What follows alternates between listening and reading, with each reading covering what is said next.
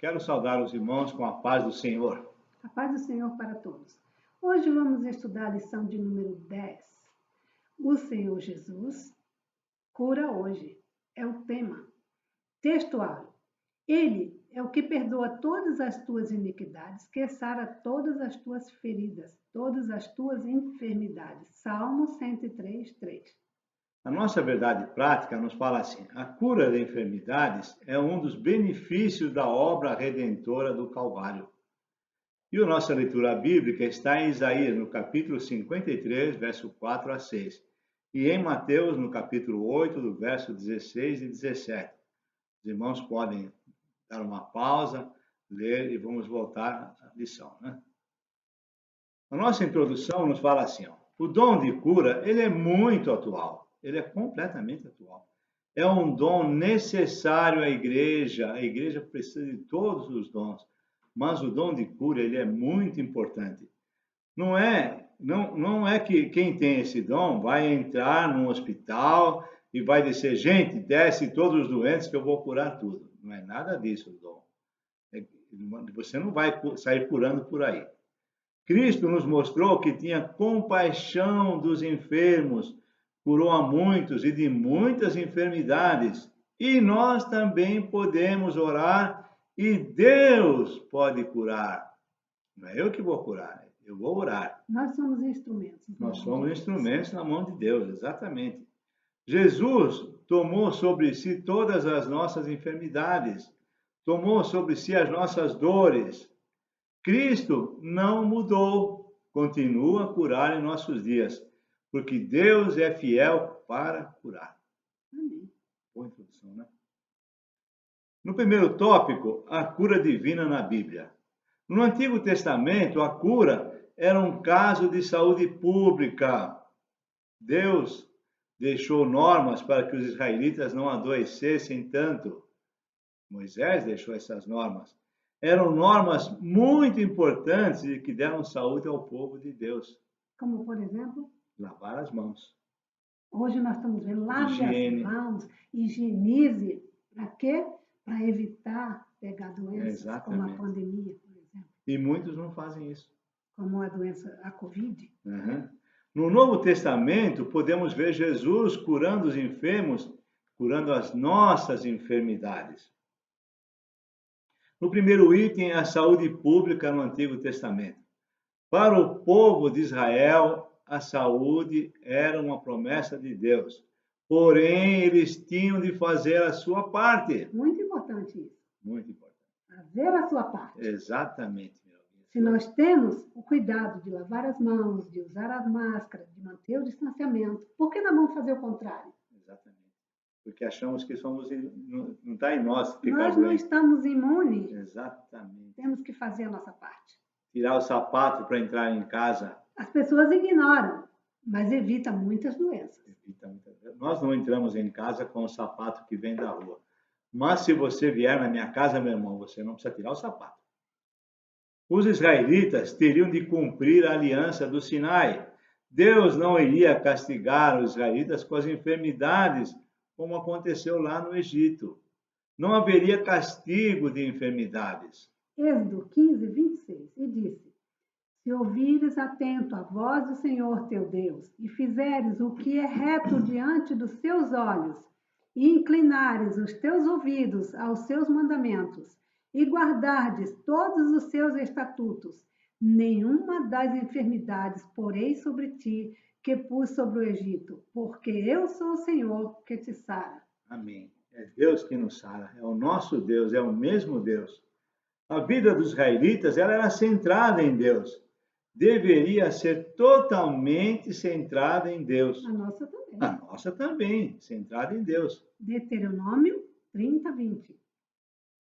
Amando ao Senhor teu Deus, dando ouvidos à sua voz e achegando-te a Ele, pois Ele é a tua vida e o prolongamento dos teus dias, para que fiques na terra que o Senhor jurou a teus pais Abraão, Isaque e Jacó, que lhes havia de dar.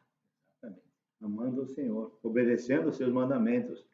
A cura das doenças em Israel era essencialmente milagrosa. Não tinha remédio como hoje. Não tinha remédio. Recursos como tem hoje. Exatamente. Principalmente as doenças mais Cirurgias, graves. então, nem se fala. Nem se falava, né?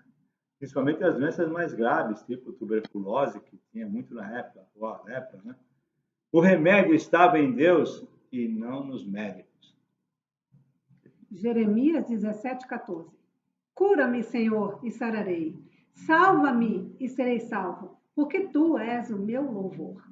Para eles, o remédio estava em Deus e não nos médicos. Para nós também. Para nós também. Porque os médicos têm a sabedoria, mas se Deus não colocar as suas mãos, nem os remédios farão efeito. Amém. Você perdeu uma amiga com uma infecção urinária, é uma coisa simples. Simples de ser curada. No entanto, a bactéria, sei lá o que infectou, foi tão forte que nem os remédios. Evitou a morte dela. No item 2, a prevenção de doenças é bíblica. Deus deu a Moisés alguns preceitos para se prevenir as doenças. Deus sempre esteve preocupado com o homem. E estas normas que Moisés deixou contribuíram para a saúde. Nós deveríamos olhar com cuidado essa parte da lei. Seríamos muito ensinados. Aprenderíamos muito. Muito. Moisés, quando instituiu a lei em Levítico capítulo 15, leia o capítulo 15, deixou normas de higiene para o povo. Nós deveríamos ler esse capítulo e aprender, Mirovinha. Limpar a casa, limpar as mãos, limpar o corpo. Não comer coisas imundas. Não comer coisas imundas. Né? Moisés, quando instituiu a lei... No capítulo 17, Levítico, Moisés dá as leis dietéticas. Eram leis cerimoniais, em princípio, proeram para a saúde do povo. Eram para a prevenção de doenças. Como hoje, previna-se, use máscara, lave as suas mãos, evite aglomeração, não é verdade? Porque assim os hospitais não vão ficar cheios. Exatamente. Mas o que acontece com o povo? Tem uma festa ali, pronto, lá vai todo mundo para a festa e tira a máscara. O objetivo desses dois capítulos era a saúde da população, na saúde pública e individual. A religião foi muito utilizada para a conscientização do povo. Moisés deixou umas vezes que eu li tantas vezes, e cada vez que eu leio, fico pensando, puxa, só Deus mesmo. Sabedoria. No Novo Testamento, podemos ver que era uma questão de saúde pública. Não era só uma lei cerimonial, não era para a purificação espiritual, nem para a santificação. Mateus 15:11. O que contamina o homem não é o que entra na boca, mas o que sai da boca. Isso é o que contamina o homem. Isso é o que contamina o homem espiritualmente falando, né? Se cuide, meus irmãos. No item 3, o Novo Testamento, as curas de Jesus. O povo de Israel dependia mais de Deus, a sua cura estava atrelada à obediência. Quando Jesus veio para fazer a sua obra, havia muitos enfermos. Nós sempre tivemos muitos enfermos. Jesus começou a curar. E isto chamou a atenção do povo. Pois é. Mateus 4:23-25. E percorria Jesus toda a Galileia, ensinando nas suas sinagogas e pregando o evangelho do reino, e curando todas as enfermidades e moléstias entre o povo. E a sua fama correu por toda a Síria, e trazia-lhe todos os que padeciam, acometidos de várias enfermidades e tormentos, os endemoniados, os lunáticos e os paralíticos, e ele os curava. E seguiam uma grande multidão da Galileia, de Decápolis, de Jerusalém, da Judeia e de além do Jordão. Eu fico imaginando se alguém tivesse o poder de curar essa doença, hein? Só Deus tem esse poder, mas se alguém, todo mundo ia correr atrás dele. Com certeza. E Jesus, ele veio para trazer a salvação ao mundo, a todos os que aceitaram, a todos os que se arrependerem de seus pecados. 1 Timóteo 1,15. Esta é uma palavra fiel e digna de toda aceitação, que Cristo Jesus veio ao mundo para salvar os pecadores, dos quais eu sou o principal. Jesus, a função dele era vir ao mundo para salvar os pecadores. O Senhor, além disso, ele teve compaixão dos doentes que estavam em sofrimento. Teve compaixão dos abatidos e do espírito abatido, pois todos andavam errantes como ovelhas sem pastor. Mateus 9:36.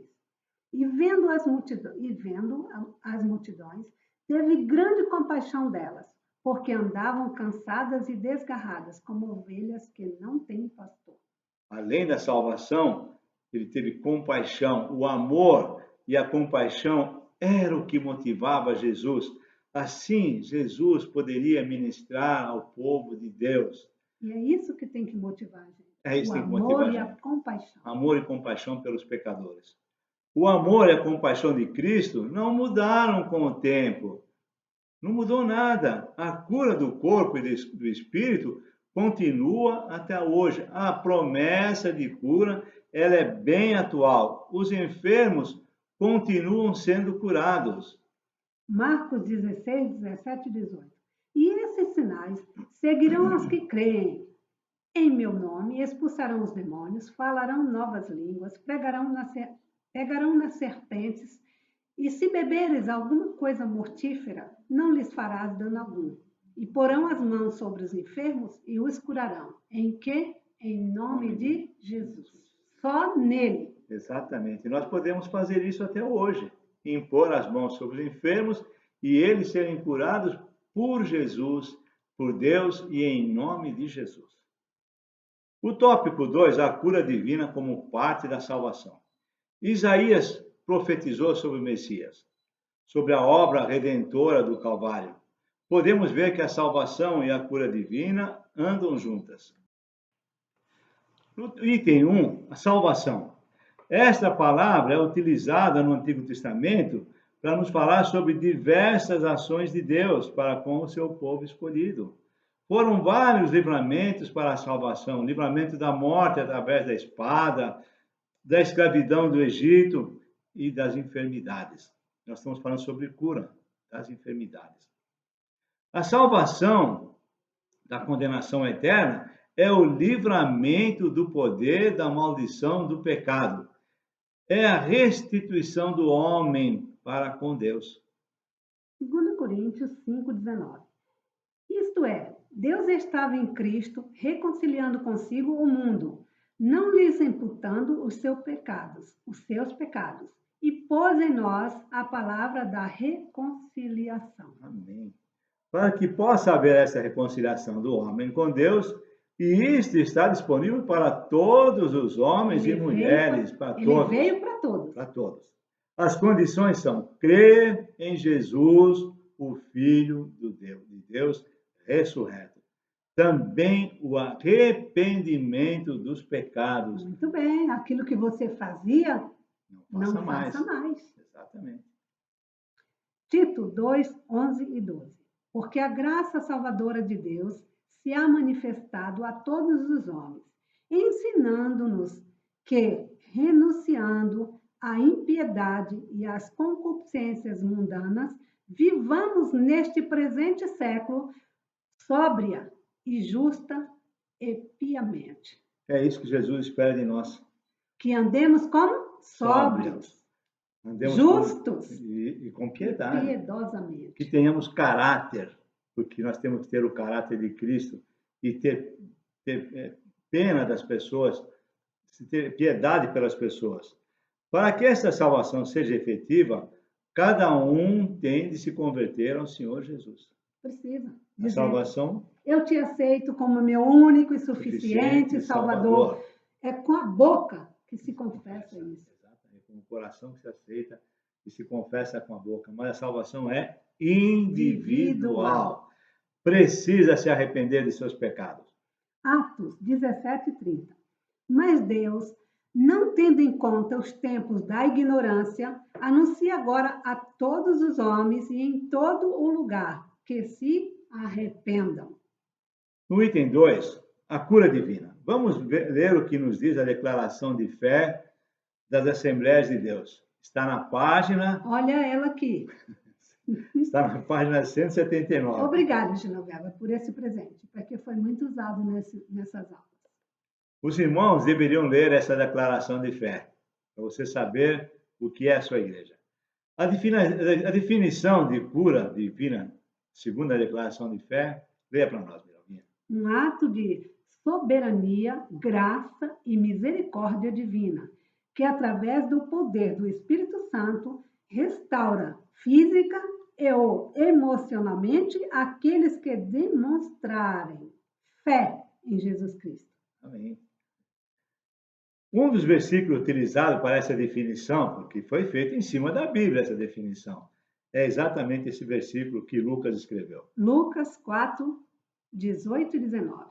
O Espírito do Senhor é sobre mim, pois que me ungiu para evangelizar os pobres, enviou-me a curar os quebrantados de coração, a pregar liberdade aos cativos e restauração da vista aos cegos, a pôr em liberdade os oprimidos e a anunciar o ano aceitável do Senhor. É nisso que se baseia a nossa declaração de fé. Muito bem. Quando ficamos doentes, a primeira coisa que vem à nossa cabeça, Vamos ao médico. vamos procurar um médico. E não é qualquer médico, é um especialista. É isso que eu faço. E eu não estou errado. Todo mundo faz isso. Mas o que deveríamos fazer, em primeira mão, não era isso. Afinal, os médicos foram feitos para quê? Para tratar os doentes. É isso, é bíblico. Afinal, Lucas era médico. Marcos 2,17. E Jesus, tendo ouvido isso, disse-lhes: os sãos não necessitam de médico, mas sim os que estão doentes. Eu não vim chamar os justos, mas sim os pecadores ao arrependimento. Então eu posso procurar um médico. Sim, pode. Mas o correto primeiro qual é? Orar. Orar. Senhor, é isso. Até porque, para que um médico receite alguma coisa, você precisa ir dizendo: Pai, toma aquele médico nas tuas mãos, porque ele precisa ser usado por ti para me receitar aquilo que o meu organismo precisa. Exatamente. Então, primeiro, vamos orar. Deus pode e irá usar o médico. Deus pode utilizar a medicina moderna para nos curar, para curar o doente. Com toda certeza. E nós temos um recurso a utilizar: pedir a Deus um milagre. E Deus fará um milagre. Se for da vontade dele. Exatamente. Quantas vezes o médico se surpreende com a cura que parecia impossível? Pois é. Olha o nosso irmão Valtinho. Pastor Valtinho. Pastor Valtinho. Puxa vida. Todos diziam: Tá ele não vai aguentar. Não vai resistir. Mas Deus fez um milagre. Glórias a Deus. Amém. Também podemos chamar os ministros, os presbíteros, e orar e ungir o doente. É bíblico. Tiago 5, 14 e 15. Está alguém doente entre vós? Chame os presbíteros da igreja e orem sobre ele, ungindo-o com azeite em nome do Senhor. E a oração da fé salvará o doente, e o Senhor o levantará. E se houver cometido pecados, ser-lhe-ão perdoados. Então, qualquer um dos irmãos pode chamar o presbítero da igreja, o pastor, o ministro, e eles com certeza irão orar, porque eu, quando me chamam para ungir, eu vou. Item 3, a salvação e cura. A obra de Jesus é completa, cura o espírito e o corpo, cura a alma e o corpo. E ainda perdoa os pecados. Ele nos restaura por completo. Desde o Antigo Testamento, a salvação e a cura andam juntos.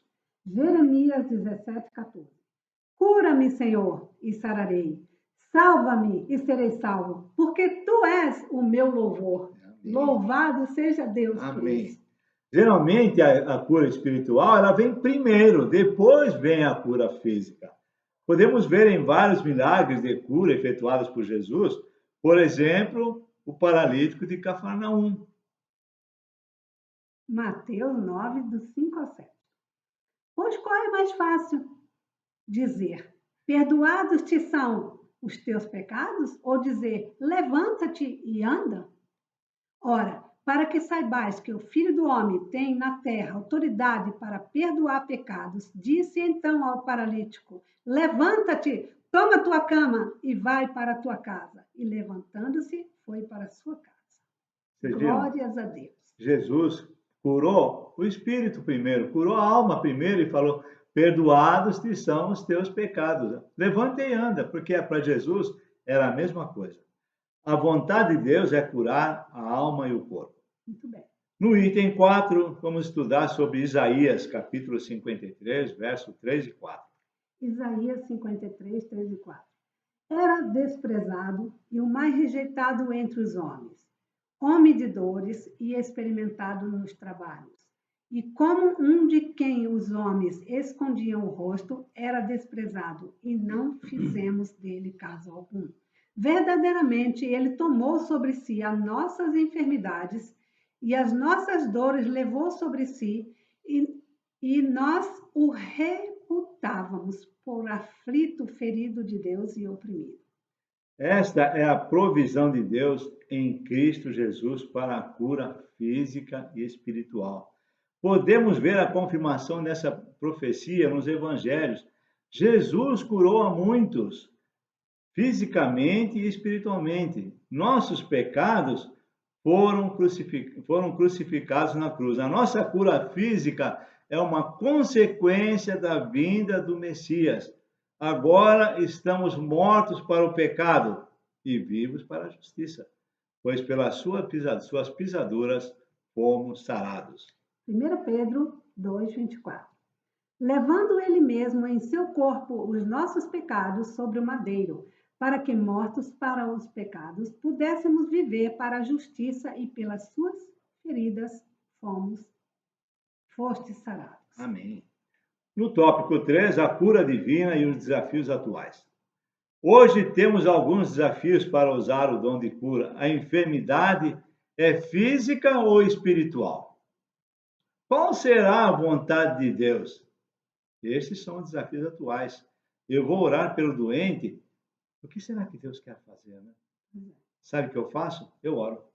E seja feita a vontade de Deus. No primeiro item, as doenças. As enfermidades são uma das maiores causas de sofrimento do homem. Todas as enfermidades são consequência do pecado, não é de pecado. Do pecado cometido por Adão e Eva. Exatamente. Pois foi através do pecado que as enfermidades entraram no mundo. Se não houvesse pecado, não teríamos enfermidades. Nem sempre as enfermidades são causa de pecados do enfermo. Com certeza. Enfermidade não é necessariamente consequência de pecado pessoal. Vimos isso quando estudamos o livro de Jó. Jó estava doente e não foi por causa do pecado que ele cometeu. Exatamente. Porque Deus permitiu que Satanás tocasse nele. Temos enfermidades que são consequências diretas do pecado. Jesus, algumas vezes curou, disse ao doente curado, que não pecasse mais. João 5,14. Depois Jesus encontrou no templo e disse-lhes, eis que já estás são, não peques mais, para que não te suceda alguma coisa pior. Você conhece alguma enfermidade que vem de pecado? Glutonaria.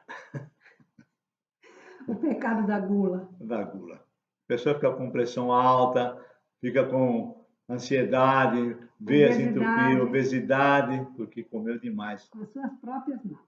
Depois quer que Deus cure. Ele cura. Você tem que fazer um regimezinho. Não podemos generalizar e achar que qualquer enfermo está em pecado. Temos de orar e verificar as peculiaridades de cada caso. No item 2, as enfermidades entre os crentes. O fato de sermos evangélicos não quer dizer que nós não iremos ficar doentes. Enquanto estivermos nesse mundo e nesse corpo, estamos sujeitos a qualquer enfermidade. Porque essa promessa que você não vai ter doença, ela não é bíblica. Se formos olhar para os grandes líderes evangélicos do nosso tempo, pastor Eliseu, por exemplo, pastor Pimentel, vamos ver que eles morreram de doença mesmo, morreram e nos deixaram muitas saudades. Os apóstolos também ficaram doentes. João morreu de velhice. Paulo tinha um espinho na carne. 2 Coríntios 12, 7. E para que não me exaltasse pela excelência das revelações, foi-me dado um espinho na carne, a saber, um mensageiro de Satanás para me esbofetear, a fim de não me exaltar. O autor, o comentarista dessa lição número 10, ele diz que se tratava de uma doença. Eu creio que não dá para ter certeza. Aliás, a minha opinião é que não era uma doença. Timóteo tinha problemas no estômago. 1 Timóteo 5:23. Não beba mais água só, mas use de um pouco de vinho por causa do teu estômago e das tuas frequentes enfermidades. Não era questão de pecado, era uma enfermidade. Paulo deixou Trófimo doente em Mileto. 2 Timóteo 4:20. Erasto ficou em Corinto e deixei Trófimo doente em Mileto. Então, os evangélicos também ficam doentes. Os nossos líderes também ficaram doentes. O item 3 é muito importante. Não confundir doença com possessão maligna. Jesus nos deu o poder de curar os enfermos em nome de Jesus. E Deus vai curar. De libertar os oprimidos. Mateus 10:8. Curai os enfermos, limpai os leprosos, ressuscitai os mortos, expulsai os demônios, de graça recebeste, de graça dai. Porém, temos de sempre ficar na direção do Espírito Santo. É nosso dever orar pelos enfermos. Porém, é Jesus quem faz a cura. É Deus que faz a Pode cura. ver, quando ele ressuscitou Lázaro, ele disse: Pai, eu bem sei que tu me ouves, mas para que todos saibam. Né? Ele não tomou a glória para si. Não tomou a glória para si. Em nome de Jesus, nós podemos orar e as pessoas Deus vai podem curar. ser curadas. A quem ele cura, a quem ele quer e da forma como Que ele quer. E se ele quiser. Se ele quiser, claro. Temos de ficar no plano de Deus. Deus é o Senhor. Devemos ter muito cuidado para quando formos orar por alguém, não tentar expulsar o demônio de um enfermo. Pode magoar muito o enfermo e a família. Cuidado. Se você deu o Espírito Santo de revelar que é algo, então você faça. Mas faça na direção do Espírito Santo. Precisamos de discernimento para saber se é questão médica ou demoníaca, para não magoar. Precisamos sempre entender que Jesus é o Senhor. Jesus não é o nosso servo. Porque algumas pessoas ficam orando, vamos, cura Jesus. Mas calma, Jesus não é teu servo, você é usado por ele. Ele é o nosso Senhor. Jesus cura como quer e onde quer. De acordo com a sua vontade. De acordo com a sua vontade. Está na oração do Pai Nosso. Mateus 6:10. Venha o teu reino, seja feita a tua vontade, assim na terra como no céu. É isso que Jesus então não é a minha vontade, é a sua vontade. É a vontade de Deus. Conclusão. A cura divina é muito atual, a cura divina é real, ela existe. O Senhor cura onde quer e como quer, não da maneira como nós podemos querer ou como nós pensamos. 2 Reis 5:10. Então Eliseu lhe mandou um mensageiro dizendo: Vai e lava-te 7 vezes no Jordão, e a tua carne será curada e ficarás purificado. Olha para esse general, né? Para Naamã. Vai lá, ele estava leproso. Eliseu nem falou com ele, mandou. Ele estava leproso. Estava leproso, estava muito doente, era uma doença da época. A pior e Eliseu mandou dizer para ele: vai lá. Se lava 7 vezes no Jordão. E ele ficou falando: mas tem tantos rios lá na Síria, em Damasco, para que eu vou me banhar nesse córrego? Mas qual era a vontade de Deus? Que ele fizesse ali, obedecesse. Do jeito que Deus quer, como quer. Então, nós temos que entender sempre isso. Ele ficou limpo. Ele ficou limpo. Vamos orar. Senhor, nós te agradecemos, meu Pai, por mais esta lição que nós pudemos preparar, Pai. Pai, muito obrigado por esse privilégio de pertencer a teu povo. Pai, que essa lição possa ser vista por pessoas que o Senhor quer que salvem, Pai. Cura os enfermos, Pai. Cura os enfermos dessa pandemia, Pai. Nos livra dessa pandemia. Nos guarda, Pai. Cura a humanidade, Cura a Senhor. humanidade, A tua Senhor. misericórdia venha sobre nós. Nós sabemos que nós pecamos, Pai, que toda essa doença vem por causa do pecado, Pai. Mas, por favor, perdoa-nos e nos cura. Em nome de Nós Jesus sabemos Cristo. o quanto tu é misericordioso. Amém. Por isso nós clamamos a ti nesta tarde, em nome de Jesus. Amém. Amém.